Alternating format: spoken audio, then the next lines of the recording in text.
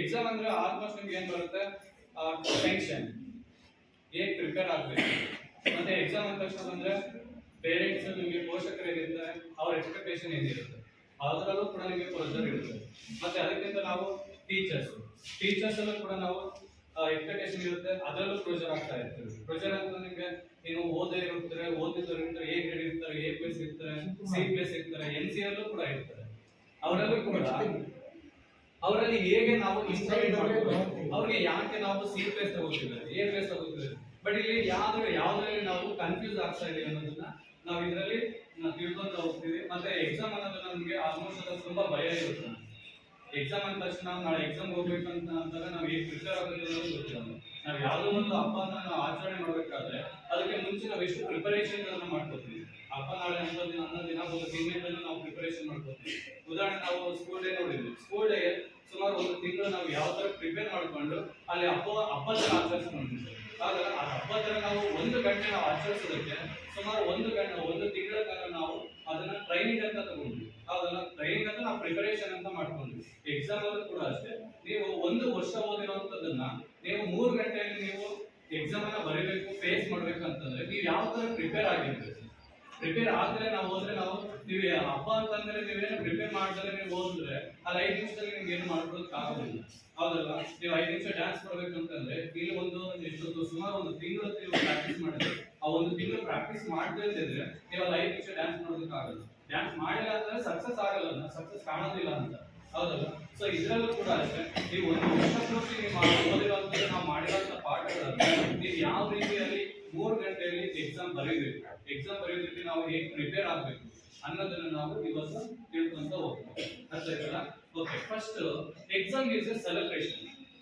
Celebration ಅಂದ್ರೆ ನಾವು ಹಬ್ಬ ತರ ನಾವು ಸೆಲೆಬ್ರೇಟ್ ಮಾಡಬೇಕು. ಹೌದಲ್ಲ, ಎಕ್ಸಾಮ್ ಅನ್ನೋದು ಕೂಡ ನಮಗೆ ಒಂದು ವಿದ್ಯಾರ್ಥಿ, ನಾವು ಸ್ಟೂಡೆಂಟ್ ಲೈಫ್ ಅಲ್ಲಿ ಎಕ್ಸಾಮ್ ಅನ್ನೋದೇ ನಮಗೆ ಹಬ್ಬ. ಹೌದಲ್ಲ, ನಮ್ಮ ಡೈಲಿ ಲೈಫ್ ಅಲ್ಲಿ ಹಬ್ಬಗಳು ಜಾಸ್ತಿ ಬರ್ತಾ ಇರ್ತವೆ, ಬೇರೆ ಬೇರೆ ಹಬ್ಬಗಳೆಲ್ಲ ಬರ್ತಾ ಇರ್ತವೆ. ಅವನ್ನ ನಾವು ಯಾವ ತರ ಸೆಲೆಬ್ರೇಟ್ ಮಾಡ್ಕೋಬೇಕು, ಸೆಲೆಬ್ರೇಟ್ ಮಾಡ್ಕೋಬೇಕಾದ್ರೆ ಹೇಗೋ ಮಾಡ್ಕೊಂಡು ನಾವು ಸ್ಟೂಡೆಂಟ್ ಲೈಫ್ ಅಲ್ಲಿ ಅಂತಂದ್ರೆ ನಮ್ಗೆ ಹಬ್ಬ ಅಂತಂದ್ರೆ ಎಕ್ಸಾಮ್ ಒಂದೇ ಹಬ್ಬ. ಹೌದಲ್ಲ, ಎಕ್ಸಾಮ್ ಸೆಲೆಬ್ರೇಷನ್ ಯಾವ ರೀತಿ ನಾವು ಸೆಲೆಬ್ರೇಟ್ ಮಾಡ್ಕೊಂತ ಹೋಗ್ಬೇಕು. ಸೆಲೆಬ್ರೇಟ್ ಮಾಡ್ಕೊಳ್ಳೋದಕ್ಕೆ ನಾವು ಮೆಂಟಲಿ ಫಿಸಿಕಲಿ ಹೇಗೆ ಪ್ರಿಪೇರ್ ಆಗಿರ್ಬೇಕು. ಮೆಂಟಲಿ ಫಿಸಿಕಲಿ ನಾವು ಪ್ರಿಪೇರ್ ಆದಾಗ ಮಾತ್ರ ನಾವು ಎಕ್ಸಾಮ್ ಅನ್ನೋದನ್ನ ಸೆಲೆಬ್ರೇಟ್ ಮಾಡ್ಕೊಳ್ಳೋದಕ್ಕೆ ಸಾಧ್ಯ ಆಗುತ್ತೆ. ಇಲ್ಲ ಅಂತಂದ್ರೆ ನಮ್ಗೆ ಎಕ್ಸಾಮ್ ಅಲ್ಲಿ ನಿಮ್ಗೆ ಸೆಲೆಬ್ರೇಟ್ ಮಾಡಕ್ಕಾಗಿಲ್ಲ ಅಂತಂದ್ರೆ ನೀವು ಫೇಲ್ಯೂರ್ ಕಾಣ್ತೀವಿ. ಹೌದಲ್ಲ, ಫೇಲ್ಯೂರ್ ಆಯ್ತು ಅಂದ್ರೆ ನಿಮ್ಗೆ ಹಬ್ಬ ಅಂತ ಫೇಲ್ಯೂರ್ ಆಯ್ತು ಅಂದ್ರೆ ನಿಮ್ಗೆ ಟೋಟಲ್ ನಾವೆಲ್ಲ ಪ್ರಿಪೇರ್ ಮಾಡ್ಕೊಂಡಿರೋದೆಲ್ಲ ವೇಸ್ಟ್ ಆಯ್ತು.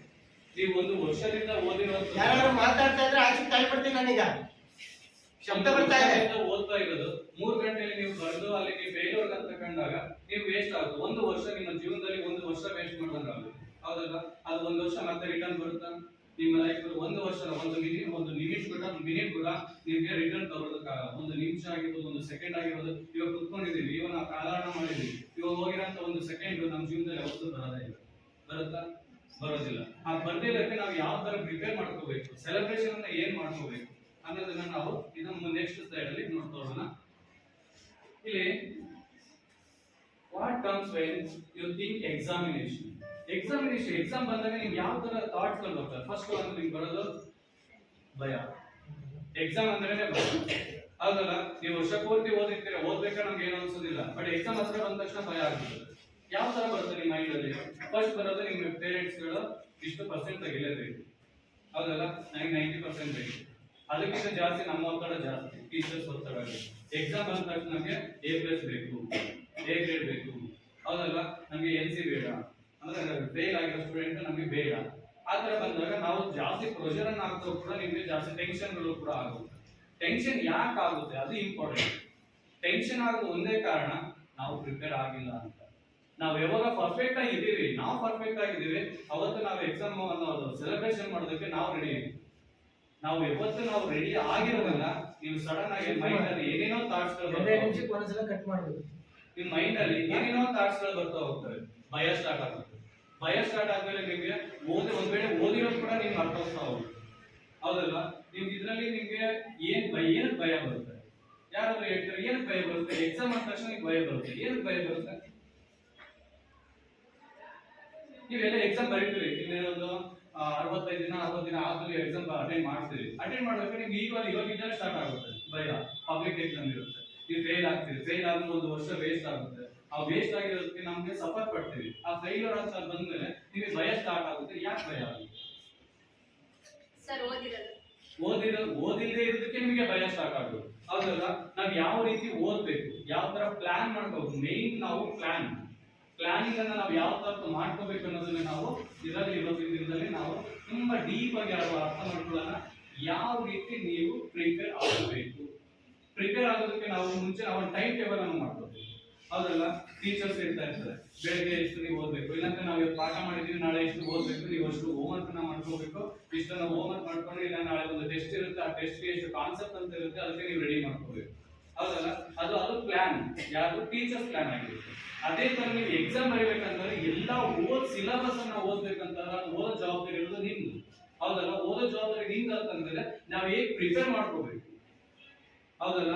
ನಮ್ದೇನೋ ಪಾಠ ಮಾಡೋದಕ್ಕೆ ನಮ್ ಕೆಲಸ ಇರುತ್ತೆ, ನಾವು ಮಾಡ್ತೀವಿ, ಮತ್ತೆ ನಮ್ದೇನೇನೋ ಡ್ಯೂಟಿ ಇರುತ್ತೆ, ನಾವು ಮಾಡ್ಕೊಂಡು ಹೋಗ್ತಾ ಇರ್ತೀವಿ. ಬಟ್ ನೀವೇನ್ ಮಾಡ್ಬೇಕು, 6 ಸಬ್ಜೆಕ್ಟ್ ಗಳನ್ನ ನೀವು ಓದ್ಬೇಕಂತಂದ್ರೆ ನೀವು ಯಾವ ರೀತಿ ಪ್ಲಾನ್ ಮಾಡ್ಕೊಂಡು ಒಂದು ರೈಟ್ ವೇ, ಒಂದು ರೈಟ್ ಪಾತ್ ಅಲ್ಲಿ ನೀವು ಹೇಗೆ ಹೋಗ್ಬೇಕು ಅನ್ನೋದನ್ನು ನೀವು ಓದಾಗ ಮಾತ್ರ ನೀವು ಸಕ್ಸಸ್ ಕಾಣೋದಕ್ಕೆ ಸಾಧ್ಯ. ಅರ್ಥ ಆಗ್ತಿದಿಲ್ಲ? ನಾವು ಎಷ್ಟೇ ನಾವು ಸ್ಕೂಲಿಗೆ ಬರ್ತೀವಿ, ಮತ್ತೆ ಹೋಗ್ತೀವಿ, ಟೀಚರ್ಸ್ ಪಾಠ ಮಾಡ್ತಾರೆ, ನಾವು ಹೋಮ್ವರ್ಕ್ ಬರೀತೀವಿ, ಅಷ್ಟೇ ಆದ್ರೂ ಕೂಡ ನಮ್ಮ ಜೀವನದಲ್ಲಿ ಒಂದು ರೈಟ್ ವೇ, ಒಂದು ರೈಟ್ ಪಾತ್ ಅಂತ ಇದ್ರೆ ನಮ್ಗೆ ರೈಟ್ ಟೈಮ್ ಅಲ್ಲಿ ನಮ್ಮ ರೈಟ್ ಪಾತ್ ಅನ್ನ ನಾವು ತಗೊಂಡು ಹೋದ್ರೆ ಸಕ್ಸಸ್ ಕಾಣೋದಕ್ಕೆ ಆಗುತ್ತೆ. ಇಲ್ಲ ಅಂತಂದ್ರೆ ನಿಮ್ಗೆ ಖಂಡಿತವಾಗ್ಲೂ ಸಕ್ಸಸ್ ಅನ್ನೋದು ಕಾಣೋದಕ್ಕೆ ಸಾಧ್ಯನೇ ಇಲ್ಲ. ಈ ಲೈಫ್ ಅಲ್ಲಿ, ಸ್ಟೂಡೆಂಟ್ ಲೈಫ್ ಅಲ್ಲಿ ನಮ್ಗೆ ಏನಾಗ್ಬೇಕು, ಸಕ್ಸಸ್ ಅನ್ನೋದು ಬೇಕಂತಂದ್ರೆ ಎಜುಕೇಶನ್ ಅಚೀವ್ಮೆಂಟ್ ಮಾಡಬೇಕು. ಏನ್ ಅಚೀವ್ ಮಾಡ್ತೀವಿ ಅದನ್ನೇ ನಾವು ಸಕ್ಸಸ್ ಆಗಿ ಸೆಲೆಬ್ರೇಟ್ ಮಾಡ್ಕೋಬೇಕು. ಇದ್ರಲ್ಲಿ ನಾವು ಎಕ್ಸಾಮಿನೇಷನ್ ಅಂತ ತುಂಬಾ ಕನ್ಫ್ಯೂಷನ್ ಸ್ಟಾರ್ಟ್ ಆಗುತ್ತೆ, ಭಯ ಬರುತ್ತೆ. ಮೇನ್ ಬರೋದೇ ನಿಮಗೆ ಭಯ ಬರುತ್ತೆ. ಭಯ ಬಂದಾಗ ನೀವು ಯಾವ ರೀತಿ ಆ ಭಯದಿಂದ ಹೋಗ್ಲಾಡ್ಸ್ಕೋಬೇಕು, ನೀವು ಯಾವ ರೀತಿ ಪ್ರಿಪೇರ್ ಆಗಬೇಕು ಅನ್ನೋದನ್ನ ನಾವು ಇದರಲ್ಲಿ ತಿಳ್ಕೊಂತೀವಿ. Next slide. Big think. ಯಾವ ತರ ಥಿಂಕ್ ಮಾಡಬೇಕು? ಈಗ ನೀವು ಎಕ್ಸಾಮ್ ಅಲ್ಲಿ ನೀವು ಒಂದು ಉದಾಹರಣೆ, ನಿಮ್ಗೆ ಇವರು ಉದಾಹರಣೆ ಹೇಳ್ತಾರೆ, ನೀವು ಏನು ಯಾವ ತರ ಎಕ್ಸಾಮ್ ಅಲ್ಲಿ ಮಾರ್ಕ್ಸ್ ಅನ್ನು ತಗೋಬೇಕಂತ ಎಬೋ 95 ನಾ A+ ಗ್ರೇಡ್ ಎಲ್ಲ ತಗೋಬೇಕು. ನೀವು ಯಾವ ಗ್ರೇಡ್ ತಗೋಬೇಕು ಅನ್ಕೊಂಡಿದ್ದೀರಿ?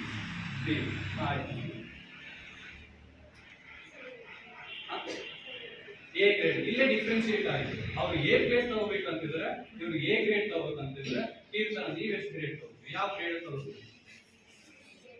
A+ ತಗೋತೀವಿ 100%. ಇವಾಗ ಏನ್ ಮಾರ್ಕ್ ಕೊಡ್ತೀರಿ ಅದನ್ನ ನೀವು ತಗೊಂಡಿರ್ಬೇಕು, 100% ನಾವು ತಗೋಬೇಕು. A+ ಗ್ರೇಡ್ ಅಲ್ಲೇ ಇರಬೇಕು. 9th ಸ್ಟ್ಯಾಂಡರ್ಡ್ ಆದ್ಮೇಲೆ ನಿಮ್ಗೆ 10th ಸ್ಟ್ಯಾಂಡರ್ಡ್ ಆದ್ಮೇಲೆ ನಿಮ್ಗೆ ಏನ್ ನೀವು ಹೇಳಿರ್ತೀರಿ ಅದೇ ಗ್ರೇಡ್ ಅಲ್ಲಿ ಇರಬೇಕು. ಇವತ್ತು ನೀವು ಪ್ರಾಮಿಸ್ ಮಾಡ್ತಿದ್ದೀರಿ.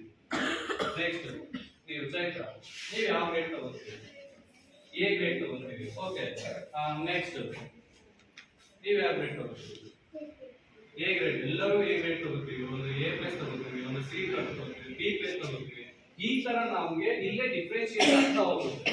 ಯಾಕೆ ಅಂತಂದ್ರೆ ನಮ್ಮ ಥಾಟ್ಸ್ ದೊಡ್ಡದಾಗಿ ಯಾವತ್ತಿದ್ರೆ ನಮ್ಮ ಥಿಂಕ್ ನಾವೇನು ಮಾಡಬೇಕು, ದೊಡ್ಡದಾಗಿ ಥಿಂಕ್ ಮಾಡ್ತಾ ಇರ್ಬೇಕು. ಅರ್ಥ ಆಗ್ತಿದಿಲ್ಲ? ನಾವು ದೊಡ್ಡದಾಗಿ ಥಿಂಕ್ ಮಾಡ್ತಾ ಇದ್ರೆ ಅಟ್ಲೀಸ್ಟ್ A+ ಗ್ರೇಡ್ ಅಲ್ಲಿ ನಾವು ಥಿಂಕ್ ಮಾಡ್ತಾ ನಾವು A+ ತಗೊಳ್ಳೇಬೇಕು. ಇವತ್ತು ಈ ಇಯರ್ ಅಲ್ಲಿ ನಾನು A+ ತಗೊಂಡು ಎಲ್ಲರಿಗಿಂತ ಹೈಯೆಸ್ಟ್ ತಗೊಂಡು ನಾನು ಅಚೀವ್ ಮಾಡಬೇಕು ಅನ್ನೋದು ಏನಾದ್ರು ನಿಮ್ಮ ಮೈಂಡ್ ಅಲ್ಲಿ ಥಿಂಕ್ ಇದ್ರೆ ಅಟ್ಲೀಸ್ಟ್ ನೀವು A ಗ್ರೇಡ್ ಅಲ್ಲಿ ಬರ್ತೀವಿ. ಅರ್ಥ ಆಯ್ತಲ್ಲ?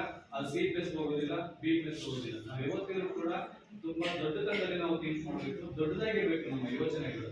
ಅರ್ಥ ಆಯ್ತಲ್ಲ? ನನಗೆ ಪಾಸ್ ಆದ್ರೆ ಸಾಕು, ನನಗೆ ಇವಾಗ ಏನು ನನಗೆ ಜಾಸ್ತಿ ಬೇಡ, ಪಾಸ್ ಆದ್ರೆ ಸಾಕು, ಆ ತರ ಥಿಂಕ್ ಇಟ್ಕೋಬಾರ್ದು. ನಾವು ಯಾವತ್ತೂ ಕೂಡ ವಿದ್ಯಾರ್ಥಿ ಜೀವನದಲ್ಲಿ ನಾವು ಯಾವತ್ತೂ ಕೂಡ ದೊಡ್ಡದಾಗಿ ಯೋಚನೆ ಮಾಡ್ತಾ ಇರಬೇಕು. ದೊಡ್ಡ ಸಾಧನೆಗಳನ್ನ ನಾವು ಯೋಚನೆ ಮಾಡಬೇಕು. ನಾನು ಜಸ್ಟ್ ಪಾಸ್ ಆಗ್ಬೇಕು, ಹೋಗ್ಬೇಕು, ಆ ತರ ಇರಬಾರ್ದು. ಅರ್ಥ ಆಯ್ತಲ್ಲ?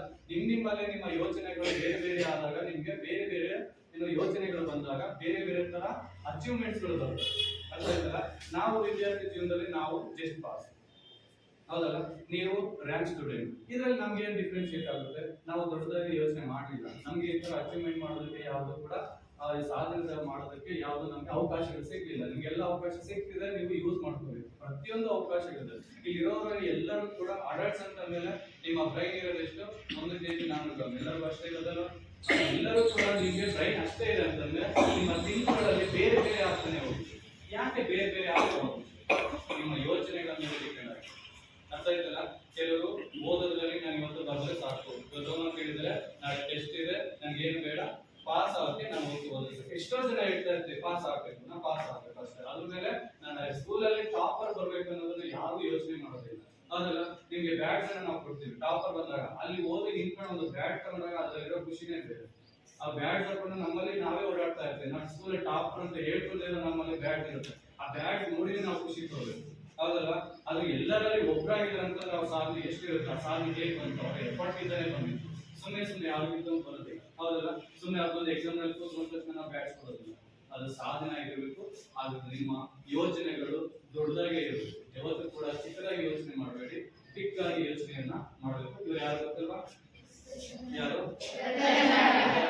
ಅವರು ಕೂಡ ನಮ್ಮ ತರನೇ ಜೀವನದಿಂದ ಬಂದಿದ್ದು.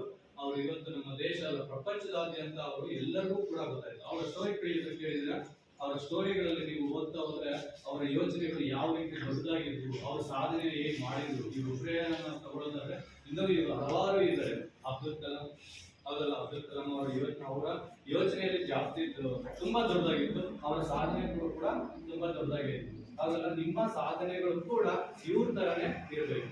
ಅರ್ಥ ಆಯ್ತಾ? ಮುಂದಿನ ಜೀವನದಲ್ಲಿ ಸಾಧನೆಗಳು ಅನ್ನೋದು ನಿಮ್ಮ ವಿದ್ಯಾರ್ಥಿ ಜೀವನದಲ್ಲಿ ಬಿಟ್ರೆ ನಾನ್ ಮಾಡೋದಕ್ಕೆ ಆಗೋದಿಲ್ಲ, ಹೌದಲ್ಲ? ನಾನು ಇವಾಗ ಏನೋ ಓದ್ಬಿಟ್ಟು ನಾನು SLC ಫಸ್ಟ್ ಬಂದ್ಬಿಟ್ಟು ನಾನು ಇನ್ನೂ ಸಾಧನೆ ಮಾಡ್ತೀನಿ ಅಂತ ಆಗೋದಿಲ್ಲ. ಫಸ್ಟ್ ನಿಮಗೆ ಒಂದು ಜೀವನ ಬಂದಿದ್ದು ಮತ್ತೆ ಇನ್ನೊಂದ್ಸಲ ಆ ದಿನಗಳು ಮತ್ತೆ ಮರುಕಳಿಸೋದಿಲ್ಲ, ಮತ್ತೆ ರಿಪೀಟ್ ಬರೋದಿಲ್ಲ. ಒಂದು ಸಲ ಬಂದಿದ್ದು ಒಂದು ದಿನ ನಿಮ್ಮ ಜೀವನದಲ್ಲಿ ಕಳೆದಿದ್ದು ಅದು ಫೈನಲ್, ಅದು ಆಗೋಯ್ತು, ಮತ್ತೆ ಅದು ಯಾವತ್ತೂ ಕೂಡ ಬರೋದಿಲ್ಲ. ಅರ್ಥ ಆಯ್ತಲ್ಲ? ನೀವು ಒಂದು ಬಟ್ಟೆ ತಗೋಬೇಕು, ಊಟ ಮಾಡಬೇಕು, ಮತ್ತೊಂದು ಎಂಜಾಯ್ ಮಾಡಬೇಕು, ಇನ್ನೆಲ್ಲ ಹೋಗ್ಬೇಕು ಅನ್ನೋದು ದಿನೇ ದಿನೇ ಬರ್ತಾ ಇರುತ್ತೆ. ನೀವು ಯಾವಾಗ ಬೇಕಾದ್ರೂ ಯೂಸ್ ಮಾಡ್ಕೋಬಹುದು. ಆದ್ರೆ ಓದೋದು ಮಾತ್ರ ಒಂದು ವರ್ಷದಲ್ಲಿ ಒಂದು ವರ್ಷ ಅಷ್ಟೇ ಬರೋದು. ಅರ್ಥ ಆಗ್ತಿಲ್ಲ? ನೀವೇನೋ ಏಜ್ ಬಂದಿರಿ, ನೀವು ಏಜ್ ಮತ್ತೆ ಬರೋದು ನಿಮ್ಮ ಜೀವನದಲ್ಲಿ ಬರೋದಿಲ್ಲ. ಬಂದಿರೋ ಸಾಧನೆಗಳನ್ನು ನೀವು ಅವಾಗ ಮಾಡಲೇಬೇಕು. ಅದೇ ತರ ಮುಂದಿನ ಜೀವನದಲ್ಲೂ ಕೂಡ ಅಷ್ಟೇ. ಒಂದೊಂದು ದಿನಗಳು, ಒಂದೊಂದು ಸೆಕೆಂಡ್ಗಳು ನಿಮಗೆ ತುಂಬಾ ತುಂಬಾ ಇಂಪಾರ್ಟೆಂಟ್ ಆಗಿರುತ್ತೆ ಈ ವಯಸ್ಸಲ್ಲಿ. ಅರ್ಥ ಆಗ್ತಿದೆಯಲ್ಲ? ಓಕೆ, ನಿಮ್ಮ ಯೋಚನೆ ಕೂಡ ತುಂಬಾ ಎತ್ತರವಾಗಿ ಹೋಗ್ಬೇಕು. Next, passion. ಏನು ಪ್ಯಾಷನ್ ಅಂದ್ರೆ? ಒಬ್ಬೊಬ್ಬರಿಗೆ ಒಂದೊಂದು ತರ ಪ್ಯಾಷನ್ ಇರುತ್ತೆ. ಎಲ್ಲರೂ ಇದ್ದೀವಿ, ನಾವೆಲ್ಲರೂ ಕೂಡ ನಾವು ಒಂದೇ ತರ ಪ್ಯಾಷನ್ ಇಟ್ಕೊಂಡಿಲ್ಲ. ಒಬ್ಬರಿಗೆ ಡ್ಯಾನ್ಸ್ ಮಾಡೋದ್ರಲ್ಲಿ ಪ್ಯಾಷನ್ ಇರುತ್ತೆ, ಒಂದು ರೈಟಿಂಗ್ ಅಲ್ಲಿ ಪ್ಯಾಷನ್ ಇರುತ್ತೆ, ಒಬ್ರು ಓದೋದ್ರಲ್ಲಿ ಪ್ಯಾಷನ್ ಇರುತ್ತೆ, ಮತ್ತೆ ಇನ್ನೇನೋ ಸ್ಪೋರ್ಟ್ಸ್ ಅಲ್ಲಿ ಪ್ಯಾಷನ್, ಬೇರೆ ಬೇರೆ ತರ ಪ್ಯಾಷನ್ ಆಗ್ತಾ ಹೋಗುತ್ತೆ.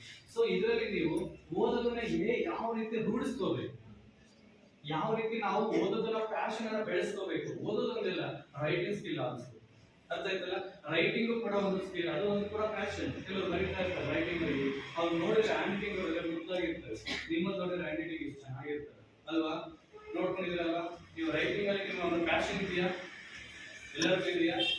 ಇಲ್ಲ. ನಮ್ಗೇನೋ ಒಟ್ಟಾಗಿ ಬರೀಬೇಕು ಅಂತ ಬರೀಬೇಕು. ನಾಳೆ ಟೀಚರ್ಸ್ ಬರೀತಾರೆ, ನಾನು ಹೋಮ್ ವರ್ಕ್ ಮಾಡ್ಕೋಬೇಕು, ತರಬೇಕು, ಅಲ್ಲಿ ಸಬ್ಮಿಟ್ ಮಾಡಬೇಕು, ಟೇಬಲ್ ಮೇಲೆ ಬಿಟ್ಟರೆ ನನ್ನ ಕೆಲಸ ಮುಗೀತು, ಹೌದಲ್ಲ? ಆ ತರ ನೀವು ಇಟ್ಕೊಂಡ್ರೆ ನಿಮ್ಮ ಜೀವನದಲ್ಲಿ ಏನು ಸಕ್ಸಸ್ ಕಾಣೋದಕ್ಕಾಗೋದಿಲ್ಲ. ನಿಮ್ಗೆ ಒಂದು ಪ್ಯಾಷನ್ ಅನ್ನೋದೇ ಇರೋದಿಲ್ಲ ದೇವ್ರ ಲೈಫ್ ಅಲ್ಲಿ. ನಿಮ್ಮ ಲೈಫ್ ಅಲ್ಲಿ ಪ್ಯಾಷನ್ ಅಂದ್ರೆ ಏನು? ನೀವು ಅಚೀವ್ ಮಾಡಿದ ಒಂದು ಪ್ಯಾಷನ್, ಅದ್ರಲ್ಲಿ ನಾವೇನಾದ್ರೂ ಇನ್ವಾಲ್ವ್ ಆಗ್ಬೇಕು. ಕೆಲವರು ಡ್ಯಾನ್ಸ್ ಮಾಡ್ತಾ ಇರ್ತಾರೆ, ಅವ್ರು ಡ್ಯಾನ್ಸ್ ಮಾಡೋದು ಒಂದು ಪ್ಯಾಷನ್, ಅದರಲ್ಲಿ ಕೂಡ ಅವ್ರೇನೋ ಉನ್ನತ ಮಟ್ಟಕ್ಕೆ ಹೋಗ್ತಾ ಇರ್ತಾರೆ, ಹೌದಲ್ಲ? ನೀವು ಓದೋದು ಅದು ನಾವು ಬೇರೆ ತರದ ಯೋಚನೆ, ನಾವಿಲ್ಲಿ ಓದೋದ್ರ ಬಗ್ಗೆ ಅಷ್ಟೇ ನಾವು ಮಾತಾಡ್ಬೇಕು. ಓದೋದನ್ನ ನೀವು ಎಷ್ಟು ಪ್ಯಾಷನ್ ಆಗಿ ತಗೋತೀರೋ ನಿಮ್ಮ ಜೀವನ ಕೂಡ ಪ್ರತಿ ನಿಮಿಷಗಳು ಕೂಡ ಬದಲಾವಣೆ ಆಗ್ತಾನೆ ಹೋಗುತ್ತೆ. ಅರ್ಥ ಆಗ್ತಿದೆಯಲ್ಲ? ನೀವು ಎಷ್ಟು ಓದ್ತೀರಿ, ನೀವು ಎಷ್ಟು ಪ್ಯಾಷನ್ ಆಗಿ ತಗೋತೀರಿ. ಕೆಲವು ನೀವು ಸ್ಪೋರ್ಟ್ಸ್ ಅಲ್ಲಿ ಇಂಟ್ರೆಸ್ಟ್ ಇರುತ್ತೆ, ಸ್ಪೋರ್ಟ್ಸ್ ಅಲ್ಲಿ ಇಂಟ್ರೆಸ್ಟ್ ಇದ್ರೆ ಆ ಮನುಷ್ಯ ಬೆಳಿಗ್ಗೆ ಎಷ್ಟು ಗಂಟೆಗೆ ಹೇಳ್ತಾನೆ? 4 ಹೇಳ್ತಾನೆ. ಅದು ಪ್ರತಿದಿನ ಅವ್ನ ಪ್ಯಾಷನ್ ಆಗ್ಬಿಟ್ಟಿರ್ತದೆ. ಅವ್ನು ಎದುರೆಲ್ಲ ಒಂದು ದಿನ ಅದೇನಾದ್ರು ಆ ಪ್ಯಾಷನ್ ಇಲ್ಲ ಅಂತಂದ್ರೆ ಅವತ್ತು ದಿನ ಫುಲ್ ಮಂಕ್ ಆಗಿರ್ತಾರೆ. ನೀವು ಹಾಗೇನೆ ಓದೋದ್ರಲ್ಲೂ ಕೂಡ ಒಂದು ದಿನನೂ ನೀವು ವೇಸ್ಟ್ ಮಾಡಬಾರ್ದು. ನೀವು ಕಲಿಯೋ ವಯಸ್ಸು ಇದು. ಪ್ರತಿದಿನ ಹೊಸ ಹೊಸ ವಿಚಾರಗಳನ್ನ ಕಲಿಯೋದಕ್ಕೆ ನೀವು ಇನ್ವಾಲ್ವ್ ಆಗಬೇಕು. ಹೊಸ ಹೊಸ ವಿಚಾರಗಳನ್ನ, ಹೊಸ ಹೊಸ ಆವಿಷ್ಕಾರಗಳನ್ನ ನೀವು ಓದಬೇಕು. ಕಲ್ತ್ಕೊಂಡಾಗ ನೀವು ಕಲಿಯೋ ವಯಸ್ಸಲ್ಲಿ ಕಲಿತಾನೇ ಹೋಗ್ಬೇಕು, ಪ್ರತಿದಿನ ಕಲಿಬೇಕು. ನೀವು ಯಾವತ್ತು ಮನುಷ್ಯನ ಹುಟ್ಟಿದ ಮೇಲೆ ಕೊನೆಯ ಉಸಿರೋ ತನಕ ನಾವು ಕಲಿತಾನೆ ಇರಬೇಕು. ಹೊಸ ಹೊಸ ವಿಚಾರಗಳನ್ನ ಕಲಿತಾನೇ ಇರಬೇಕು. ಕಲಿದೇ ಇದ್ದಾಗ ನಮ್ಗೆ ಏನಾಗುತ್ತೆ, ಆ ಪ್ಯಾಷನ್ ಅನ್ನೋದು ನಮ್ಗೆ ರೂಢಿಸ್ಕೊಳ್ಳೋದಕ್ಕೆ ಸಾಧ್ಯನೇ ಇಲ್ಲ. ಅರ್ಥ ಆಗ್ತಿದೆಯಲ್ಲ? ನಾವು ಯಾವುದೇ ವಿಚಾರಗಳನ್ನ ಕಲಿಯೋದಂತ ಪ್ಯಾಷನ್ ಅನ್ನ ಕಲ್ತ್ಕೋಬೇಕು. ಅರ್ಥ ಆಗ್ತಿದೆಯಾ ನಿಮ್ಗೆ? ಏನೋ ಒಂದು ಈ ವರ್ಷದಲ್ಲಿ ಏನೋ ಕಲ್ತ್ಕೊಂಡಿದ್ದೀವಿ, ಅದೊಂದು ಪ್ಯಾಷನ್ ಆಗಿರ್ಬೇಕು. ನಾವು ಓದಲೇಬೇಕು, ನಾನು ಹೈಯೆಸ್ಟ್ ಬರಲೇಬೇಕು, ಟಾಪರ್ ಇರಬೇಕು. ನಮ್ಮ ಸ್ಕೂಲಲ್ಲಿ ನಾನೇ ಎಲ್ಲದರಲ್ಲೂ ಟಾಪ್ ಇರಬೇಕು. ಅರ್ಥ ಆಗ್ತಿದೆಯಲ್ಲ? ಇಲ್ಲಿ ಸರ್ ಎಲ್ಲದರಲ್ಲೂ ಯಾರು ಟಾಪ್ ಬರಲ್ಲ ಸರ್, ಒಬ್ರು ಬರುತ್ತೆ. ಆ ಒಬ್ರು ಬರೋದ್ರಲ್ಲಿ ನಾವು ಅವ್ರಿಗೆ ಕಾಂಪಿಟೇಷನ್ ಅನ್ನು ಕೊಡಬೇಕು. ಕಾಂಪಿಟೇಷನ್ ಅನ್ನು ಕೊಟ್ರೆ, ಆ ಪ್ಯಾಷನ್ ಇಟ್ಕೊಂಡ್ರೆ ನೀವು ಒಂದಿನ ಅಚೀವ್ ಮಾಡೇ ಮಾಡ್ತೀವಿ, 100% ಮಾಡೇ ಮಾಡ್ತೀವಿ. ಪ್ಯಾಷನ್ ಅಂದ್ರೆ ಏನು? ಹೇಳ್ತೀರ ವರ್ಡ್ ಪ್ಯಾಷನ್ ಅಂದ್ರೆ ಏನು? ಉತ್ಸಾಹ ಅಷ್ಟೇ, ಬೇರೆ ಏನೂ ಅಲ್ಲ. ನಮ್ಗೆ ಹೊಸ ಹೊಸ ಉತ್ಸಾಹ ಬರಬೇಕು. ಯಾವ ತರ ಉತ್ಸಾಹ ಬರಬೇಕು? ಮುಂದೆ ನೋಡ್ತಾ ಇರ್ಬೇಕಷ್ಟೇ, ಹಿಂದೆ ನೋಡ್ಬಾರ್ದು. ಹೊಸ ಹೊಸ ಹೊಸ ಹೊಸ ವಿಚಾರಗಳನ್ನ ಕಲ್ತ್ಕೋಬೇಕಂತ ಉತ್ಸಾಹ ಬರ್ಬೇಕು ನಮ್ಗೆ. ಹೊಸ ಹೊಸ ಆವಿಷ್ಕಾರನ ಕಲ್ತ್ಕೋಬೇಕಂತ ಭಾವನೆ ಬರ್ಬೇಕು, ಯೋಚನೆ ಬರ್ಬೇಕು. ಅದು ಯೋಚನೆ ಬರ್ದೆ ಹೋದ್ರೆ ಸಾಧ್ಯ ಇಲ್ಲ. ನೋಡಿ, ಅರ್ಲಿ ಪ್ಯಾಷನ್ ಅಂದ್ರೆ ನಿಮ್ ಮೊಟ್ಟ ಮೊದಲಾಗಿ ನಿಮ್ಗೆ ಉತ್ಸಾಹ ಇರ್ಬೇಕು, ಕಲಿಬೇಕು ಅನ್ನೋ ಉತ್ಸಾಹ ಇರ್ಬೇಕು. ನಮ್ಗೆ ಎಕ್ಸಾಮ್ ಅಲ್ಲಿ ಒಳ್ಳೆ ಮಾರ್ಕ್ಸ್ ನ ತಗೊಳ್ಬೇಕನ್ನ ಉತ್ಸಾಹ ನಿಮ್ಮಲ್ಲಿ ತುಂಬಿರ್ಬೇಕು. ತುಂಬದಲ್ಲೇ ಹೋದ್ರೆ ಸಾಧ್ಯ ಇಲ್ಲ. ನಮ್ಗೆ ಅಟ್ಲೀಸ್ಟ್ ಅಂದ್ರೆ ಒಂದ್ 5 ಮೊಟ್ಟೆ ತಿಂತೀನಿ ಅನ್ಕೊಂಡ್ರೆ ಆ ಉತ್ಸಾಹ ಇದ್ರೆ ಒಂದಾರು ತಿಂತೀವಿ. ನಾನು ಒಂದೇ ಸಾಕು ಅಂದ್ರೆ ಒಂದು ತಿನ್ನಲ್ಲ, ಮಲಿಕಬಹುದು. ಅರ್ಥ ಆಯ್ತಲ್ಲ? ಅದು ಪ್ಯಾಷನ್ ಅಂತ ಕರೀತೀವಿ. ನೆಕ್ಸ್ಟ್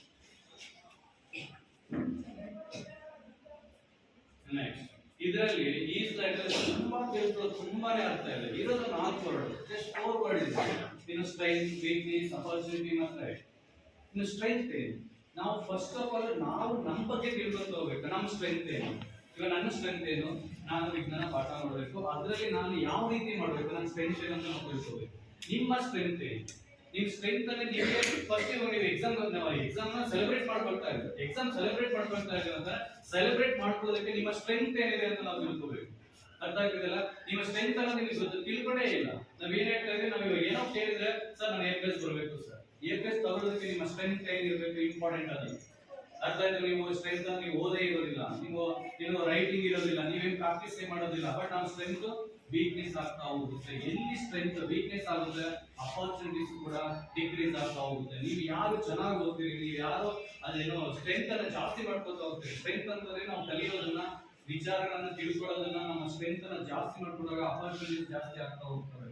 ನೀವು ಹೈಯರ್ ಎಜುಕೇಶನ್ ಹೋಗ್ತೀರಿ, ನಿಮ್ಮ ಸ್ಟ್ರೆಂತ್ ಏನು ಹೈಯರ್ ಎಜುಕೇಶನ್ ಅಲ್ಲಿ ನೀವು ಏನೋ ವಿದ್ಯಾಭ್ಯಾಸ ಕಲಿತಾ ಇರ್ತೀರಿ. ಕೆಲವರು ಡಬಲ್ ಡಿಗ್ರಿ ಮಾಡಿರ್ತಾರೆ, ಡಿಗ್ರಿ ಮಾಡಿಕೊಡ್ತಾರೆ. ಅವೆಲ್ಲವೂ ಕೂಡ ನಿಮ್ಮ ಸ್ಟ್ರೆಂತ್ ಆದಾಗ ಆ ಡಿಗ್ರಿ ಇರೋ ಅಪರ್ಚುನಿಟೀಸ್ ನಿಮಗೆ ಜೀವನದಲ್ಲಿ ಏನೋ ಒಂದು ಜೀವನದಲ್ಲಿ ನೀವು ಸಾಧನೆಯನ್ನ ಮಾಡೋದಕ್ಕೆ ಸಹಾಯವನ್ನ ಕೊಡ್ತಾ ಹೋಗುತ್ತೆ. ಅರ್ಥ ಆಗ್ತಿದೆ? ನಿಮಗೆ ಸ್ಟ್ರೆಂತ್ ಇಲ್ಲ, ಅಪರ್ಚುನಿಟೀಸ್ ಎಲ್ಲಿ ಸಿಗುತ್ತೆ?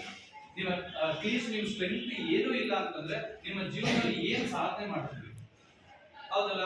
ಈಗ ಸ್ಟ್ರೆಂತ್ ಅಂತಂದ್ರೆ ಏನು? ನಾವು ಬಾಡಿಯಲ್ಲಿ ಸ್ಟ್ರೆಂತ್ ಆಗಿದ್ದೀವಿ, ತುಂಬಾ ಶಕ್ತಿಯುತ ಆಗಿದ್ದೀವಿ. ಶಕ್ತಿಯುತ ಆಗಿದೆ ಅಂತಂದ್ರೆ ನಿಮ್ಮ ಆಪೋಸಿಟ್ ಇವಾಗ ಏನೋ ಫೈಟಿಂಗ್ ಇರುತ್ತೆ, ಫೈಟಿಂಗ್ ಅಲ್ಲಿ ಸ್ಟ್ರೆಂತ್ ಇರೋ ವ್ಯಕ್ತಿ ಮಾತ್ರ ಗೆಲ್ತಾನೆ. ಹೌದಲ್ಲ? ವೀಕ್ ಇರೋದು ಯಾವತ್ತೂ ಗೆಲ್ಲೋದಕ್ಕೆ ಚಾನ್ಸ್ ಇಲ್ಲ, ಎಲ್ಲೂ ಗೆಲ್ಲೋದು ಇಲ್ಲ. ಹಾಗೆಯೇ ನೀವು ವಿದ್ಯಾಭ್ಯಾಸದಲ್ಲೂ ಕೂಡ ನಿಮ್ಮ ಸ್ಟ್ರೆಂತ್ ಅನ್ನೋದ ಇಟ್ಕೊಂಡ್ರೆ ನಿಮ್ಮ ಜೀವನದಲ್ಲಿ ಎಲ್ಲಿ ಹೋದ್ರು ನಿಮ್ಮ ಸಾಧನೆಗಳು ಇನ್ನು ಉನ್ನತ ಮಟ್ಟಕ್ಕೆ ಹೋಗ್ತವೆ ಹೊರತು ಕೆಳ ಮಟ್ಟಕ್ಕೆ ಯಾವತ್ತೂ ಕೂಡ ಬರೋದೇ ಇಲ್ಲ. ಅರ್ಥ ಆಗ್ತಿದೆಯಲ್ಲ? ನಿಮಗೆ ವೀಕ್ನೆಸ್ ಜಾಸ್ತಿ ಆದಷ್ಟು ಅಪರ್ಚುನಿಟೀಸ್ ಕಡಿಮೆ ಆಗ್ತಾ ಹೋಗುತ್ತೆ. ನಿಮ್ಮ ವೀಕ್ನೆಸ್ ಅಂದ್ರೆ ನಾವು ಓದೋದಿಲ್ಲ, ನನಗೇನು ಬಂದಿಲ್ಲ, ನನಗೇನು ಬರ್ತಾ ಇಲ್ಲ, ನನ್ಗೆ ವೀಕ್ನೆಸ್ ಅಂತಂದ್ರೆ ನಿಮಗೆ ಆ ಎಕ್ಸಾಮ್ ಅಲ್ಲೂ ಕೂಡ ನಿಮ್ಗೆ ಸೆಲೆಬ್ರೇಟ್ ಮಾಡ್ಕೊಳ್ಳೋದಕ್ಕೆ ಆಗೋದೇ ಇಲ್ಲ. ಅರ್ಥ ಆಗ್ತಿದೆಯಲ್ಲ? ನಿಮ್ಗೆ ವೀಕ್ನೆಸ್ ಜಾಸ್ತಿ ಆದಷ್ಟು ನಾವು ಕುಗ್ಗುತ್ತಾ ಹೋಗ್ತೀವಿ, ಜೀವನದಲ್ಲಿ ಕುಗ್ಗುತ್ತಾ ಹೋಗ್ತೀವಿ. ಇವಾಗ ಇಬ್ರು ಯಾರು ಫೈಟ್ ಮಾಡ್ತಾ ಇರ್ತಾರೆ, ಕುಸ್ತಿ ಮಾಡ್ತಾ ಇರ್ತಾರೆ. ಕುಸ್ತಿ ಮಾಡಿದ ವೀಕ್ನೆಸ್ ಇರೋ ಅವನು ಎಲ್ಲೂ ಹೋದ್ರು ಸೋಲ್ತಾನೆ ಇರ್ತಾನೆ. ಅವನ ಜೀವನದಲ್ಲಿ ಸೋಲಿನ ಮಟ್ಟ ತುಂಬಾ ಆಗ್ತಾ ಹೋಗುತ್ತೆ. ಗೆಲುವಿನ ಮಟ್ಟ ಅವನು ಏನು ರೀಚ್ ಮಾಡೋದಿಲ್ಲ. ನಿಮ್ಮ ಗೋಲ್ಗಳನ್ನು ಕೂಡ ನೀವು ರೀಚ್ ಮಾಡೋದಕ್ಕೆ ಸಾಧ್ಯನೇ ಇಲ್ಲ. ನಿಮ್ಗೆ ಯಾವತ್ತೂ ಕೂಡ ನಿಮ್ಮ ಸ್ಟ್ರೆಂತ್ ಅಂದ್ರೆ ಏನು? ವಿದ್ಯಾಭ್ಯಾಸದ ಸ್ಟ್ರೆಂತ್ ಜಾಸ್ತಿ ಮಾಡ್ಕೊಂಡು ಹೋಗ್ಬೇಕು. ನಾವು ವಿದ್ಯಾಭ್ಯಾಸ ಜಾಸ್ತಿ ಕಲಿತಾ ಹೋಗ್ಬೇಕು. ರೈಟಿಂಗ್ ಸ್ಕಿಲ್ ಮತ್ತೆ ಓದೋದ್ರ ಬಗ್ಗೆ ಅಷ್ಟೇ ನಿಮ್ಮ ಸ್ಟ್ರೆಂತ್ ಅನ್ನ ಜಾಸ್ತಿ ದಿನೇ ದಿನ ನೀವು ಹೊಸ ವಿಚಾರ ಕಲಿತಿದ್ದೀರಿ ಅಂತಂದ್ರೆ ನಿಮ್ಮ ದಿನ ಸ್ಟ್ರೆಂತ್ ಅನ್ನ ಜಾಸ್ತಿ ಮಾಡ್ಕೊಂತ ಹೋಗೋದು ಹೊರತು ನಿಮ್ಗೆ ಯಾವತ್ತೂ ವೀಕ್ನೆಸ್ ಅನ್ನ ಜಾಸ್ತಿ ಮಾಡ್ಕೊಳ್ಳೋಕೆ ಹೋಗಬಾರ್ದು. ಅರ್ಥ ಆಗ್ತಿಲ್ಲ? ನಿಮ್ಮ ಪರ್ಸನಲ್ ಲೈಫ್ ಹೇಗಿರುತ್ತೋ ನಮಗೆ ಗೊತ್ತಿಲ್ಲ, ಆದ್ರೆ ನಿಮ್ಮ ಸ್ಟ್ರೆಂತ್ ಮಾತ್ರ ಓದೋ ವಿಚಾರದಲ್ಲಿ ನಿಮ್ಮ ಸ್ಟ್ರೆಂತ್ ಜಾಸ್ತಿನೇ ಆಗ್ತಾ ಹೋಗುತ್ತೆ. ಪ್ರತಿದಿನ ಇವತ್ತು ಒಂದು ಕ್ವಶನ್ ಓದಿದ್ದೀವಿ, 2 ಕ್ವಶನ್ ಓದಿದ್ದೀವಿ ಸರ್, ಅದು ನನ್ನ ಸ್ಟ್ರೆಂತ್ ಸರ್. ಇನ್ನೊಬ್ರು A+ ತಗೊಳ್ಳೋರು ಸರ್, 10 ಕ್ವಶನ್ ಓದ್ತೀನಿ ಸರ್, ಇಲ್ಲ ಒಂದು ಚಾಪ್ಟರ್ ಫುಲ್ ಓದ್ತೀನಿ ಸರ್, ಅದು ನನ್ನ ಸ್ಟ್ರೆಂತ್. ಕೆಲವರು ಒಂದೇ ಕ್ವಶನ್ ಓದ್ತೀನಿ ಸರ್, ನನ್ನ ಸ್ಟ್ರೆಂತ್ ಇಲ್ಲ ಸರ್, ವೀಕ್ನೆಸ್ ಇದೆ. ಮತ್ತೆ ಒಂದು ಕ್ವಶನ್ ಓದಿರೋರು 10 ಕ್ವಶನ್ ಓದೋರ್ಗು ಡಿಫ್ರೆನ್ಸ್ ಇರುತ್ತೆ, ಬಹಳ ಡಿಫ್ರೆನ್ಸ್ ಇರುತ್ತೆ. ಒಂದು ಕ್ವಶನ್ ಓದಿರೋ ಅವ್ನಿಗೆ ಎಷ್ಟು ಮಾರ್ಕ್ಸ್ ಬೇಕೋ ಅಷ್ಟೇ ಮಾರ್ಕ್ಸ್ ಬರುತ್ತೆ. 10 ಕ್ವಶನ್ ಓದಿರೋರು ಅವ್ನ ಸ್ಟ್ರೆಂತ್ ಜಾಸ್ತಿ ಇರುತ್ತೆ, ಅವ್ನಿಗೆ ಅಪರ್ಚುನಿಟೀಸ್ ಏನು ಜಾಸ್ತಿ ಅಂಕಗಳನ್ನ ತೆಗೆಯೋದಕ್ಕೆ ಸಹಾಯ ಆಗುತ್ತೆ. ಅರ್ಥ ಆಗ್ತಿದೆಯಲ್ಲ? ನಿಮ್ಮ ಸ್ಟ್ರೆಂತ್ ಅನ್ನು ನೀವೇ ಇವತ್ತಿಂದ ನೀವು ಸ್ಟಾರ್ಟ್ ಮಾಡ್ಕೋಬೇಕು. ನನ್ನ ಸ್ಟ್ರೆಂತ್ ಜಾಸ್ತಿ ಇದೆ ಸರ್, ನನ್ನ ಸ್ಟ್ರೆಂತ್ ಇವತ್ತು ನಾನು ಜಾಸ್ತಿ ಮಾಡ್ಕೋತೀನಿ, ಇವತ್ತಿಂದ ನೀವು ಸ್ಟಾರ್ಟ್ ಮಾಡಬೇಕು. ಯಾಕಂದ್ರೆ ನಿನ್ನೆ ಇವತ್ತು ಬರ್ಬೇಕಂದ್ರೆ ನೀವು ಬರೋದಿಲ್ಲ. ನಿನ್ನೆ ಭಾನುವಾರ ನಿಮ್ಮ ಜೀವನದಲ್ಲಿ ಬರ್ಬೇಕಂದ್ರೆ ಬರೋದೇ ಇಲ್ಲ. ಅರ್ಥ ಆಗ್ತದೆ? ಇವತ್ತಿಂದ ನೀವು ನಿರ್ಧಾರ ಮಾಡಬೇಕು, ನೀವೇನ್ ಮಾಡ್ಬೇಕು, ನನ್ನ ಸ್ಟ್ರೆಂತ್ ಅನ್ನ ನಾನು ಜಾಸ್ತಿ ಮಾಡ್ಕೊಂತ ಹೋಗ್ತೀನಿ. ಅರ್ಥ ಆಗ್ತಿದಿಲ್ಲ? ನನ್ನ ಸ್ಟ್ರೆಂತ್ ಇವತ್ತು ಏನಿದೆ, ನನ್ಗೆ ಏನು ಸ್ಟ್ರೆಂತ್ ಇಲ್ಲ ಸರ್, ನನ್ಗೆ ಓದೋದು ಬರೋದಿಲ್ಲ. ಅದು ನೀವು ನಿರ್ಧಾರ ಇವತ್ತು ದೃಢ ನಿರ್ಧಾರ ಮಾಡಬೇಕು. ದೃಢ ನಿರ್ಧಾರ ಯಾವತ್ತು ಮಾಡಿ ನಿಂತ್ಕೊಂತೀರಾ ಅವತ್ತು ಮಾತ್ರ ನಿಮಗೆ ಸಾಧನೆ ಮಾಡೋದಕ್ಕೆ ಸಹಾಯ ಆಗುತ್ತೆ. ಅರ್ಥ ಆಗ್ತಿದೆ? ನೀವು ಅಟ್ಲೀಸ್ಟ್ ಫೇಲ್ ಸ್ಟೂಡೆಂಟ್ ಇದ್ರು ಕೂಡ ಪಾಸ್ ಆಗೋದಕ್ಕೆ ಬರ್ತೀರಿ. ನಿಮ್ಮ ಅದೇ ತರ ಸ್ಟ್ರೆಂತ್ ಪ್ರತಿದಿನ ಜಾಸ್ತಿ ಆಗ್ತಾ ಹೋದ್ರೆ ನೀವು ಎಲ್ಲಿ ಹೋಗ್ತೀರಿ? ಎ ಪ್ಲೇಸ್ಗೆ ಹೋಗ್ತೀರಿ. ಅರ್ಥ ಆಗ್ತಿದಿಲ್ಲ? ನೀವು ಯಾವತ್ತು ನೀವು ಓದೋರು ಕೂಡ ಸ್ಟ್ರೆಂತ್ ಕಡಿಮೆ ಆಯ್ತಂದ್ರೆ ಏನಾಗುತ್ತೆ ಹೇಳಿ? ಅವ್ರು ಫೇಲ್ ಕ್ಯಾಂಡಿಡೇಟ್ ಬರ್ತಾರೆ. ಅವರ ಸಾಧನೆ ಎಲ್ಲೂ ಕೂಡ ಮಾಡೋದಕ್ಕಾಗೋದಿಲ್ಲ. ಇಲ್ಲಿ ನಿಮಗೆ ಅನ್ಸುತ್ತೆ ಏನು ಸರ್ ನಮ್ಗೆ ಏನು ಮಾಡ್ತಾ ಇಲ್ಲ, ಬಿಡಿ ಸರ್ ನಮ್ಗೆ ಏನು ಬೇಕಾಗಿಲ್ಲ, ಅಪ್ಪ ಅಮ್ಮ ಇದ್ದಾರೆ, ಟೀಚರ್ಸ್ ಇದ್ದಾರೆ, ನಾವು ಆರಾಮ್ಸೆ ಇರ್ತೀವಿ, ನಮ್ಗೆ ಏನು ತೊಂದರೆ ಇಲ್ಲ ಅಂತ ಇವತ್ತು ಅನ್ಕೋಬಹುದು. ಮುಂದಿನ ಜೀವನದಲ್ಲಿ ನಿಮ್ಮ ಸ್ಟ್ರೆಂತ್ ಇಲ್ಲ ಅಂತಂದ್ರೆ, ನಿಮ್ಗೆ ವೀಕ್ನೆಸ್ ಆಗ್ತಾ ಹೋಯ್ತು ಅಂತಂದ್ರೆ ನೀವೆಲ್ಲೂ ಸಾಧನೆ ಮಾಡೋದಕ್ಕೆ ಆಗೋದೇ ಇಲ್ಲ. ಅರ್ಥ ಆಗ್ತಿದೆಯಲ್ಲ? ಪ್ರತಿ ಎಲ್ಲ ಟೀಚರ್ಸ್ ಇದ್ದಾರೆ, ಅವೆಲ್ಲವೂ ಕೂಡ ಸ್ಟ್ರೆಂತ್ ಜಾಸ್ತಿ ಇರೋದ್ರಿಂದ ಆ ಸ್ಥಾನ ಬಂದಿರೋದು.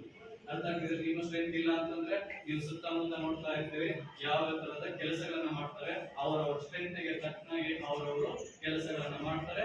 ಜೀವನದಲ್ಲಿ ಅದು ಒಂದು ಪ್ಯಾಷನ್ ಆಗಿ ಇಟ್ಕೊಂಡಿರ್ತಾರೆ. ಅರ್ಥ ಆಗ್ತಿದೆಯಲ್ಲ? ಇಲ್ಲಿ ಮಾರ್ಕೆಟ್ ಅಲ್ಲಿ ಮೂಟೆ ಹೊರೋನು ಇಂಜಿನಿಯರ್, ಅವರ ಇಬ್ರು ಸ್ಟ್ರೆಂತ್ ಬೇರೆ ಬೇರೆ ಆಗಿರುತ್ತೆ. ಇಂಜಿನಿಯರ್ ಬೇರೆ ತರ ಜೀವನ ಶೈಲಿ ಇಟ್ಕೊಂಡಿರ್ತಾರೆ, ಮೂಟೆ ಹೊರೋರು ಅವರ ಜೀವನನೇ ಶೈಲಿನ ಬೇರೆ ಆಗ್ತಾ ಹೋಗುತ್ತೆ. ಅರ್ಥ ಆಯ್ತಲ್ಲ? ನೀವು ಸುತ್ತ ನೋಡ್ತಾ ಇರ್ತೀರಿ, ನಿಮ್ಮ ಅನುಭವ ಬಂದಿರುತ್ತೆ ಅದಾಗುತ್ತೆ. ಹೌದಾ? ನೆಕ್ಸ್ಟ್ ವೀಕ್ನೆಸ್ ಆಯ್ತು, ನೆಕ್ಸ್ಟ್ ಅಪಾರ್ಚುನಿಟಿ. ನಿಮ್ಗೆ ಸ್ಟ್ರೆಂತ್ ಜಾಸ್ತಿ ಆದಂಗೆಲ್ಲ ಜೀವನದಲ್ಲಿ ಅಪಾರ್ಚುನಿಟೀಸ್ ಅನ್ನ ತುಂಬಾ ಬರ್ತಾ ಹೋಗುತ್ತೆ. ಅರ್ಥ ಆಯ್ತಲ್ಲ? ಅಪಾರ್ಚುನಿಟೀಸ್ ಅಂದ್ರೆ ಏನು? ಅಪಾರ್ಚುನಿಟೀಸ್ ಅಂದ್ರೆ ನಿಮ್ಗೆ ಸರ್ ನಾವು ಇವಾಗ ಏನೇ ಒಂದು ಸಾಧನೆ ಮಾಡ್ತಾ ಹೋದ್ರೆ ಅದರಿಂದ ನಮ್ಮ ಪ್ಯಾಷನ್ ಚೇಂಜಸ್ ಆಗ್ತಾ ಹೋಗುತ್ತೆ. ಒಂದೊಂದು ಫೀಲ್ಡ್ ಅಲ್ಲಿ ಒಬ್ಬರು ಡಾಕ್ಟರ್ ಇರ್ತಾರೆ, ಡಾಕ್ಟರ್ ಪ್ಯಾಷನ್ ಬೇರೆ, ಇಂಜಿನಿಯರ್ ಇರ್ತಾರೆ, ಇಂಜಿನಿಯರ್ ಬೇರೆ. ಹೌದಲ್ಲ? ಈ ತರ ಅಪಾರ್ಚುನಿಟೀಸ್ ನೀವು ತುಂಬಾನೇ ತಗೊಳ್ತಾ ಹೋಗ್ತೀರಾ, ಜೀವನದಲ್ಲಿ ತುಂಬಾನೇ ಸಿಗ್ತಾ ಹೋಗುತ್ತೆ. ಪ್ರತಿದಿನ ಒಂದು ಅಪಾರ್ಚುನಿಟೀಸ್ ಇರುತ್ತೆ. ಅಪಾರ್ಚುನಿಟೀಸ್ ನಿಮ್ಗೆ ಸ್ಟ್ರೆಂತ್ ಇದ್ದಾಗ ಮಾತ್ರ ಸಿಗುತ್ತೆ. ಅರ್ಥ ಆಗ್ತದಿಲ್ಲ? ಇಲ್ಲಿ ಸ್ಟ್ರೆಂತ್ ಇನ್ಕ್ರೀಸ್ ಆದ್ರೆ ಅಪಾರ್ಚುನಿಟೀಸ್ ಕೂಡ ಇನ್ಕ್ರೀಸ್ ಆಗ್ತದೆ ಜೀವನದಲ್ಲಿ. ಅರ್ಥ ಆಗ್ತದಲ್ಲ? ನೀವು ಇವತ್ತು ನಿದ್ದೆ ಮಾಡ್ತಾ ಇದ್ದೀರಾ, ನಿಮ್ಮ ಸ್ಟ್ರೆಂತ್ ಕೂಡ ನಿಮ್ಮಲ್ಲಿ ಈಗಲೇ ಹೇಳ್ತಾ ಇದೆ. ಎಷ್ಟು ಜನ ನೀವು ನಿದ್ದೆ ಮಾಡ್ತಾ ಇದ್ದೀರಿ? ಅರ್ಥ ಆಯ್ತಲ್ಲ? ಎಷ್ಟೋ ಜನಕ್ಕೆ ಬೋರ್ ಆಗ್ತಾ ಇದೆ, ಕೇಳಕ್ ಆಗ್ತಾ ಇಲ್ಲ. ಅದರ ಅರ್ಥ ನಿಮ್ಮ ವೀಕ್ನೆಸ್ ಸ್ಟ್ರೆಂತ್ ಕಡಿಮೆ ಇದೆ ಅಂತ, ವೀಕ್ನೆಸ್ ಜಾಸ್ತಿ ಇದೆ ಅಂತ. ಎಷ್ಟೋ ಜನ ಇಲ್ಲಿ ನೋಡ್ತಾರೆ ಕೂತ್ಕೊಂಡಿಲ್ಲ, ಅದು ಕೂಡ ಒಂದು ಸ್ಟ್ರೆಂತ್. ಅದಲ್ಲ, ಕೆಲವರು ಇಂಟ್ರೆಸ್ಟ್ ಕೇಳ್ತಾ ಇರ್ತಾರೆ, ಇವರು ಹೇಳ್ತಿದ್ದಾರೆ ನಾನು ಕಲ್ತ್ಕೋಬೇಕು, ವಿಚಾರ ಇವತ್ತು ನಾನು ಕಲ್ತ್ಕೋಬೇಕು ಅನ್ನೋದು ಮಾತ್ರ ಅವರು ಪ್ರಾಪರ್ ಕೂತ್ಕೊಂಡಿರ್ತಾರೆ, ಮೈಂಡ್ ಇಟ್ಟು ಹೇಳ್ತಾ ಇರ್ತಾರೆ. ಹೌದಲ್ಲ? ಇನ್ನು ಕೆಲವರು ನಿದ್ದೆ ಕೊಡಲಿ ಇರ್ತಾರೆ, ಇನ್ನೊಬ್ರು ಇನ್ನೇನೋ ಮಾಡ್ತಾ ಇರ್ತಾರೆ, ಏನೋ ಹೇಳ್ತಿದ್ದಾರೆ, ನನ್ಗೆ ಇದು ಸಂಬಂಧ ಇಲ್ಲ ಅಂತ ಕೂತಿರ್ತಾರೆ. ಅವರಿಗೆ ಅಷ್ಟೇನು ಕಡಿಮೆ ಆಗ್ತಾ ಹೋಗುತ್ತೆ. ನಾಳೆ ಎಕ್ಸಾಮ್ ಅನ್ನು ಸೆಲೆಬ್ರೇಷನ್ ಅನ್ನು ಮಾಡ್ಕೊಳ್ಳೋದಕ್ಕೆ ಆಗೋದಿಲ್ಲ. ಅರ್ಥ ಆಗ್ತಿದ್ದೀರಾ?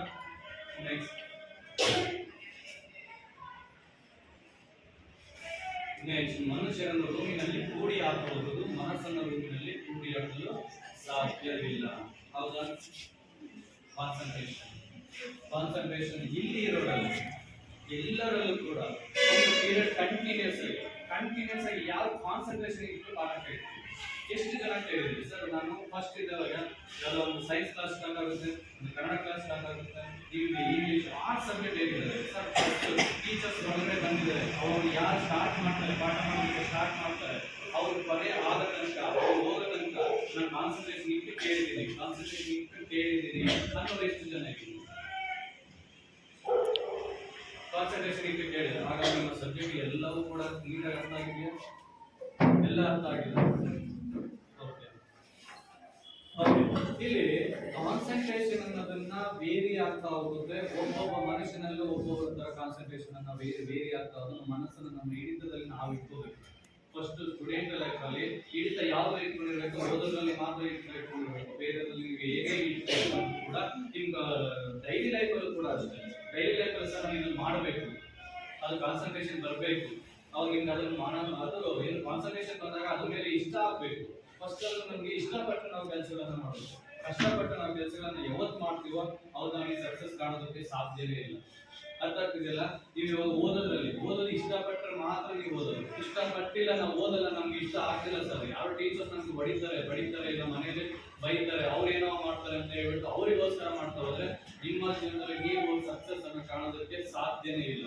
ಅದು ಬೇರೆಗೋಸ್ಕರ ನಿಮ್ಮ ಸಕ್ಸಸ್ ಅನ್ನ ಬೇರೆಯವ್ರಿಗೋಸ್ಕರ ನೀವು ಮುಡುಪಾಗಿರ್ತಿರೋದು.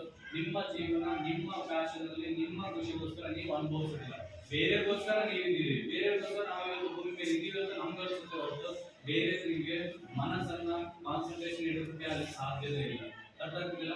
ಒಂದು ರೂಮಲ್ಲಿ ಅಂದ್ರೆ ನಮ್ಮ ರೂಮಲ್ಲಿ ಅಂದ್ರೆ ನೀವು ಬೇರೆ ತಗೋಬಾರ್ದು. ಇಲ್ಲಿ ನಾವು ಓದೋದ್ರ ಬಗ್ಗೆ ಎಷ್ಟೇ ಹೇಳ್ತಾರೆ.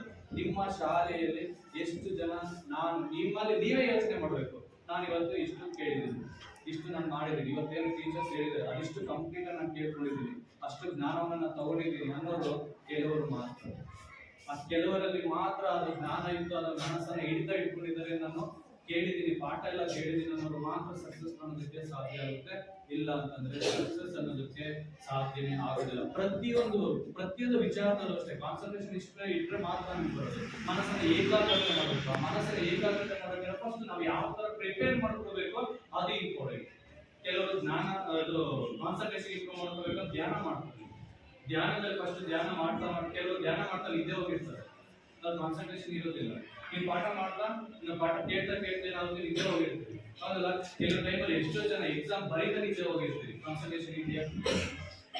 ಎಕ್ಸಾಮ್ ಅಲ್ಲಿ ಬರೀತಾ ನಿದ್ದೆ ಹೋಗಿರ್ತೀವಿ, ಪಾಠ ಕೇಳ್ತಾ ನಿದ್ದೆ ಹೋಗಿರ್ತಾರೆ. ಟೀಚರ್ಸ್ ಬಂದು ಎದುರಿಸ್ಬೇಕು, ನಾವು ಪಾಠ ಮಾಡ್ತಾ ಇದೀವಿ ಅಂತ ಕಾನ್ಸಂಟ್ರೇಷನ್ ಇರೋದಿಲ್ಲ. ನಿಮ್ಗೆ ಓದೋದಕ್ಕೆ ಆಗೋದಿಲ್ಲ, ಬರೆಯೋದಕ್ಕೆ ಆಗೋದಿಲ್ಲ, ನಿಮ್ಗೆ ಏನು ಇಷ್ಟ ಬರೋದು ಇಲ್ಲ. ಹೌದಲ್ಲ, ನಿಮ್ಗೆ ಏನೋ ಒಂದು ವಸ್ತು ಇಷ್ಟ ಆಗಿದೆ, ಬಟ್ಟೆ ಇಷ್ಟ ಆಗಿದೆ, ಅದು ನೀವೇನ್ ಮಾಡ್ತೀರಿ? ಇಲ್ಲಿ ರೋಡಲ್ಲಿ ಉಪ್ಪರಹಳ್ಳಿಯಲ್ಲಿ ಏನಿದೆ ಒಂದು ಅಂಗಡಿಯಲ್ಲಿ ತುಂಬಾ ಚೆನ್ನಾಗಿದೆ ಬಟ್ಟೆ, ನಿಮ್ಗೆ ನೋಡಿದ್ದೀರಿ, ನಿಮ್ಗೆ ಇಷ್ಟ ಆಗಿದೆ, ಪ್ರತಿದಿನ ಏನ್ ಮಾಡ್ತಾ ಇರ್ತೀವಿ? ತಗೊಳಕ್ಕಾಗಲ್ಲ ಪ್ರತಿದಿನ ಬಟ್ಟೆ ನೋಡ್ಕೊಂಡು ಓಡಾಡ್ತಾ ಇರ್ತೀವಿ. ಹೌದಲ್ಲ, ನೀವು ಇನ್ನೂ ವಸ್ತು ಇರುತ್ತದೆ, ಆ ತಿಂಡಿ ಇದ್ದಾಗ ನೀವು ತಗೊಳಕ್ ಆಗ್ತಿದ್ರು ಕೂಡ ಅಲ್ಲಿ ಹೋಗ್ತಾ ಬಾಯಲ್ಲಿ ನೀರು ಬರ್ತಾ ಅದನ್ನ ಇಷ್ಟಪಡ್ತಾ ಕಾನ್ಸಂಟ್ರೇಷನ್ ಅದ್ರ ಕಡೆ, ಅದು ಮರೆ ಆಗತಕ್ಕ ಅಂಗಡಿ ಮರೆ ಆಗತಕ್ಕ ಕಾನ್ಸಂಟ್ರೇಷನ್ ಅದ್ರ ಕಡೆನೇ ಇರುತ್ತೆ. ಮುಂದೆ ಯಾರನ್ನ ಬಂದ್ರು ನಾಳೆ ನೋಡ್ಕೊಂಡು ಹೋದ್ಮೇಲೆ ಗೊತ್ತಾಗಲ್ಲ, ಆ ತರ ಕಾನ್ಸಂಟ್ರೇಷನ್ ಇರುತ್ತೆ. ಇಲ್ಲಿ ಓದೋ ವಿಚಾರ ಬಂದಾಗ ಇರೋದಿಲ್ಲ. ಓದೋ ವಿಚಾರ ಬಂದಾಗ ಅವ್ರೇನು ಹೇಳ್ಕೊತಾರೆ, ಅವ್ರು ಬೈತಾರೆ, ಅವ್ರ ಮುಖನೇ ನೋಡ್ಕೊಂತ ಕೂತಿರುತ್ತೆ. ಇಷ್ಟು ಆಕ್ಟಿಂಗ್ ಮಾಡ್ತಾ ಇರ್ತೀರ ನಮಗೆ ಗೊತ್ತು, ಟೀಚರ್ಸ್ ಎಲ್ಲರಿಗೂ ಗೊತ್ತಿರುತ್ತೆ. ಸುಮ್ಮನೆ ಮುಖನೇ ಹಿಂಗೆ ನೋಡ್ತಾ ಇರ್ತಾರೆ, ಆ ಕಾನ್ಸೆಪ್ಟ್ ಯೋಚನೆಗಳು ಬೇರೆ ಬರನೇ ಇರ್ತದೆ. ಹೇಗೆ ಅಂತಂದ್ರೆ ಇವಾಗ ಹಿಂದಿ ಪಾಠ ಮಾಡ್ತಾ ಇರ್ತಾರೆ, ಸರ್ ಏನೋ ಹೇಳ್ತಾ ಇರ್ತಾರೆ, ಅವ್ರು ನೋಡ್ಕೊತಾ ಇರೋದು ಮನೇಲಿ ಇವತ್ತು ಗುಲಾಬಿ ಮಾಡ್ತಾ ಇತ್ತು, ಅಮ್ಮ ನನಗೆ ಇಡ್ಸಿದಾರ, ಎಲ್ಲ ಅವರೇ ತಿಳ್ಕೊಂಡಿದ್ದಾರ, ಆ ತರ ಯೋಚನೆ ಬಂದ್ರೆ ಖಂಡಿತ ನೀವು ಓದೋದ್ರಲ್ಲಿ ನೀವು ಸಾಧನೆಯನ್ನ ಮಾಡೋದಕ್ಕೆ ಆಗೋದೇ ಇಲ್ಲ. ಅದು ವಿಚಾರ ಬೇರೆ ಬೇರೆ ನಿಮ್ಮ ವೈಯಕ್ತಿಕ ವಿಚಾರಗಳು ಕೂಡ ಬಂದಿರ್ತವೆ, ನಿಮ್ಮ ಯೋಚನೆಗಳು ಬಂದಿರ್ತವೆ. ಆ ಯೋಚನೆಗಳನ್ನು ನಾವು ಬಿಟ್ಟು ನಾವು ಕಾನ್ಸಂಟ್ರೇಷನ್ ಅನ್ನು ರೂಮಲ್ಲಿ ನಾಲ್ಕು ಕೂಡ ಮಧ್ಯದಲ್ಲಿ ನಾವು ಏನ್ ಮಾಡ್ತಾ ಇದೀವಿ ಆ ವಿಚಾರಕ್ಕೆ ಮಾತ್ರ ನಾವು ಇಡಬೇಕು. ಈ ವಯಸ್ಸಲ್ಲಿ ಚಂಚಲ ಮನಸ್ಸು ನಮ್ಗೆ, ಹೌದಲ್ಲ, ಈ ಚಂಚಲ ಮನಸ್ಸಲ್ಲಿ ಬೇರೆ ಬೇರೆ ವಿಚಾರಗಳು ಕೂಡ ಬರ್ತಾ ಇರ್ತವೆ, ಹೋಗ್ತಾ ಇರ್ತವೆ. ಹಾಗಾಗಿ ನಿಮ್ಮ ಮನಸ್ಸನ್ನ ಯಾರು ಇಟ್ಕೊಂಡಿರ್ತೀರಿ ಅವರು ಮಾತ್ರ ಸಾಧನೆ ಮಾಡೋದಕ್ಕೆ ಸಾಧ್ಯ ಆಗುತ್ತೆ. ನಮ್ಮ ಮೈಂಡ್ ಅನ್ನ ಕಾನ್ಸಂಟ್ರೇಷನ್ ನಮ್ಮ ಕೆಲಸದ ಮೇಲೆ ಇರಬೇಕು. Next okay, goal setting. ಏನ್ ನಿಮ್ ಗೋಲ್ ಸೆಟ್ಟಿಂಗ್ ಏನ್ ಸೆಟ್ಟಿಂಗ್ ಮಾಡ್ತೀವಿ, ಏನ್ ಸೆಟ್ ಮಾಡಿರ್ತೀವಿ ನಿಮ್ಮ ಜೀವನದಲ್ಲಿ, ಯಾವ ತರದ ಗೋಲ್ ಸೆಟ್ ಮಾಡ್ತಾರೆ ಈ ವರ್ಷ? ನೀವು ನಿಮ್ಮ ಈ ವರ್ಷದಲ್ಲಿ ಯಾವ ತರ ಗೋಲ್ ಅನ್ನ ಸೆಟ್ ಮಾಡ್ತೀವಿ? ಆ ತರ ಗೋಲ್ ಸೆಟ್ ಮಾಡ್ಕೊಂಡಿದ್ದೀವಿ. ಓಕೆ, ನೆಕ್ಸ್ಟ್ ನೀವು ಯಾರು? ಕಾವ್ಯ, ನಿಮ್ಮ ಗೋಲ್ ಏನು? ನಿಮ್ ಗೋಲ್ ಏನಿದೆ? ನಿಮ್ಗೆ ಏನಾದ್ರು ಗೋಲ್ ಇದೆಯಾ? ಗುರಿ ಏನಾದ್ರು ಇದೆಯಾ ಸರ್ ಜೀವನದಲ್ಲಿ? ಅದು ಈ ವರ್ಷದ ಗುರಿ ಏನು? ಚೆನ್ನಾಗಿ ಪಾಠ ಕೇಳಬೇಕು, ಆಮೇಲೆ ಮಾರ್ಕ್ಸ್ ತಗೋಬೇಕು. ಓಕೆ, ಇವರು ಚೆನ್ನಾಗಿ ಮಾರ್ಕ್ಸ್ ತಗೋಬೇಕು, ಅದು ಇಷ್ಟ ಅಂತ ಗೊತ್ತಿಲ್ಲ, ಚೆನ್ನಾಗಿ ಮಾರ್ಕ್ಸ್ ತಗೋಬೇಕು, ಅದು ಅವರ ಗುರಿ. ಇವರು ಅವರ ಗುರಿ ಪರ್ಟಿಕ್ಯುಲರ್ ಆಗಿದೆ, ನಾನು 98% ತಗೋಬೇಕು, 99%, ಅದು ಪರ್ಟಿಕ್ಯುಲರ್, ಅದು ಗುರಿ ಅನ್ನೋದೇ ಇಟ್ಕೊಂಡಿದ್ದಾರೆ. ಅವರ ಜೀವನದಲ್ಲಿ ಗುರಿ ಎಲ್ಲ ಇಲ್ಲೇ ಇದ್ದರೆ ಆಗೋದೇ ಇಲ್ಲ.